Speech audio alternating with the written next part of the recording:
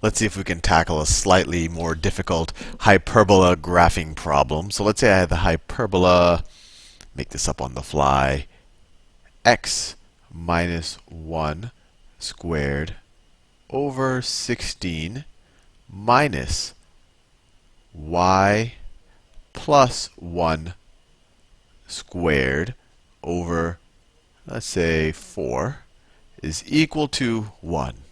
So the first thing to recognize is that this is a hyperbola, and we'll, in a few videos, do a bunch of problems where the first point is just to identify what type of conic section we have, and then the second step is to actually graph the conic section. So here, I already told you that we're going to be doing a hyperbola problem, so you know it's a hyperbola, but the way to recognize that is you have this minus of the y squared term, and then we actually have it shifted, right? The classic or the standard non-shifted form of a hyperbola, or a hyperbola centered at 0, would look something like this, especially if it has, I guess, the same asymptotes, just shifted but centered at 0. It would look like this: x squared over 16 minus y squared over 4 is equal to 1. And the difference between this hyperbola and this hyperbola, the center of this hyperbola is at, let's see, the center is at the point x is equal to 1, y is equal to minus 1. And the way to think about it is x equals 1 makes this whole term 0, and so that's why it's the center. And y equal to minus 1 makes this whole term 0. And on here, of course, the center is the origin. Center is 0, 0. So the easy way to graph this is to really graph this one, but you shift it so you use the center being 1 minus 1 instead of the center being 0, 0. So let's do that. So let's figure out the slope of the two asymptotes here, and then we can shift those two slopes so that it's appropriate for this hyperbola right here. So if we go with this one, let's just solve for y. That's what I always like to do whenever I'm graphing a hyperbola. So we get, let's see, minus y squared over 4, subtracting x squared over 16 from both sides, minus x squared over 16 plus 1. I'm working on this hyperbola right here, not this one, and then I'm just going to shift it later. And then let's say multiply both sides by minus 4, and you get y squared is equal to, see, the minus cancels out with that, and then 4 over 16 is x squared over 4 minus 4. And so y is equal to plus or minus square root of x squared over 4 minus 4. And to figure out the asymptotes, you just have to think about, well, what happens as x approaches positive or negative infinity? As x gets really positive or x gets really negative? And we've done this a bunch of times already. And I think this is important. This is more important than just memorizing the formula, because it gives you an intuition of where those equations for the lines of the asymptote actually come from. Because these are what this graph or this equation or this function approaches as x approaches positive or negative infinity. So as x approaches positive or negative infinity, as x approaches positive and negative infinity, what is y approximately equal to in this case? Well, once again, this term is going to dominate. This is just a 4 right here. You could imagine when x is like a trillion or a negative trillion, this is going to be a huge number, and this is going to be just like, you can almost use like round off error. You take the square root of that, and so this is going to dominate. So as you approach positive or negative infinity, y is going to be approximately equal to the square root, the positive and negative square root of x squared over 4, so y would be approximately equal to positive or negative, what's the square root of this? X over 2, or 1/2 x. So let's do that. So let's draw our asymptotes. And remember, these are the asymptotes for this situation.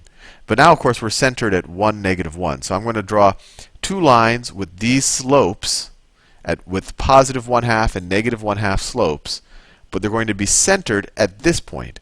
Because I just got rid of the shift just so I could figure out the asymptotes. But of course, this is the real thing that we're trying to graph. So let me do that. Let's see, so this is my x-axis, my y-axis, sorry. This is my x-axis. And the center of this is at 1, negative 1. 1, negative 1. So x is equal to 1, y is equal to minus 1. Fair enough. And then the slopes of the asymptotes were positive and negative 1/2, right? Positive and negative 1/2. So let's do the positive 1/2. So that means for every 2 you run over, so if you go positive in the positive x direction 2, you move up 1. So you go to the right 2 and up 1. So that's the first one. And let me draw that asymptote.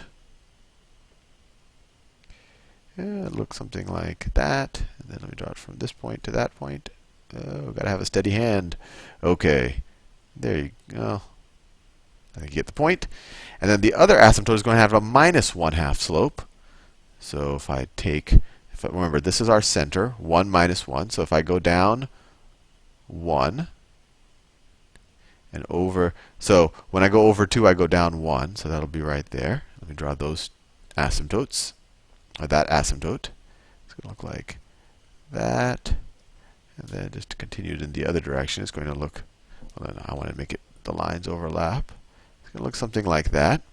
So we've drawn our asymptotes for this function, and now we have to figure out if it's going to be a kind of a vertical hyperbola or a horizontal hyperbola. And the easy way to think about it is to try to make, and we can do it two ways. I mean, if you just look at this equation right here, when you're taking the positive square root, we're always going to be slightly below the asymptote, right? The asymptote is this thing, but we're always going to be slightly below it. So that tells us that we're always going to be slightly below the asymptote on the positive square root. And we're always going to be slightly above the asymptote of the negative square root, because it's going to be a little less and it's negative. But I'll let you think about that. So I already tell you, my intuition is going to be there and there. It's more than intuition. I know that we're going to be a little bit less than the negative square root, but I'll do it the other way. I'll do it the way I did in the last video. So the other way to think about it is, what happens when this term is 0? For this term to be 0, x has to be equal to 1.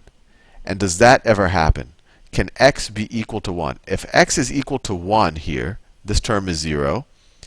And then you have a situation where, let's see, if x is equal to 1, this is 0.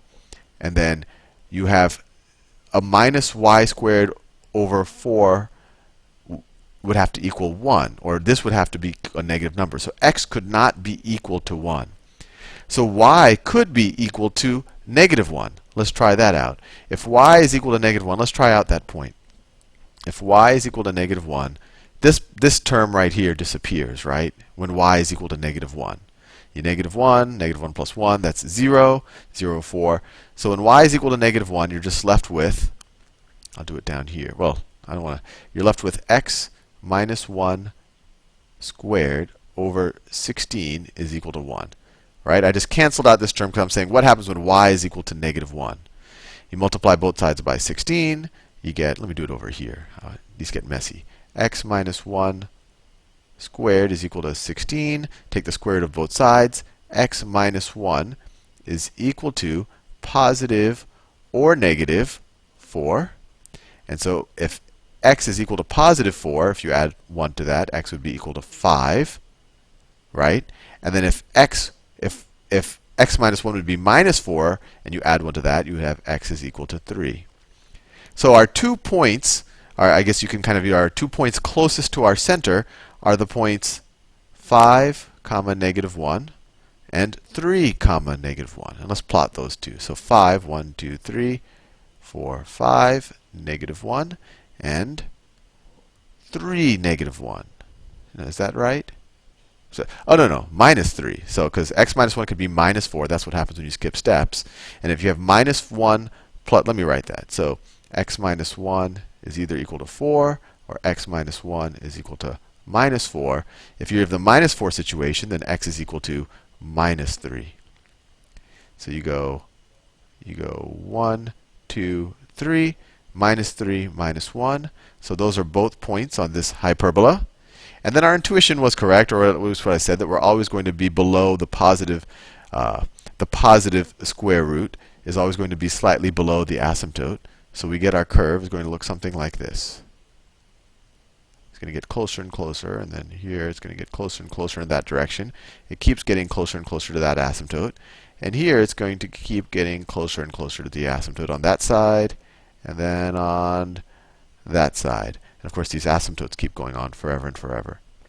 And if you want, you could try out some other points just to confirm. You could plot that point there or that point there, just to confirm that that's the case. The hard part really is just to identify the asymptotes and just to figure out, do we sit kind of on the left and the right, or do we sit on the top and the bottom? And then you're done. You can graph your hyperbola. See you in the next video.